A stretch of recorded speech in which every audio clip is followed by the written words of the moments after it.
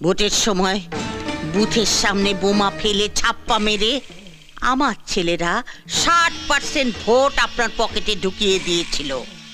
তারপর আপনি জিতেছিলেন, তারপর আপনি মন্ত্রী হয়েছেন। আমি কি সে কথা একবারও অস্বীকার করেছি মাসি? চুপ হারামজাদা, আগে আমাকে শেষ করতে দে। আমাকে কথা দিয়েও টিকিটটা বাবলু কোলেকে পাইয়ে দিলি। বাবলু আর বড় কাছে মই লাগিয়েছিল। পার্টি প্রেসিডেন্ট নিজে ওর নাম প্রস্তাব করেছে। তবে আমিও বলে দিয়েছি, কর্পোরেশনের মেয়র কিন্তু মাসিকেই করতে হবে। গোটা শহরটা হবে তোমার। মেয়রের চেয়ারে বসে লুটে পুটে খাবে। তোর মেয়রের চেয়ারে আমি ইয়ে করি। বিন্দু মাসি কারু ভিক্ষে নেয় না।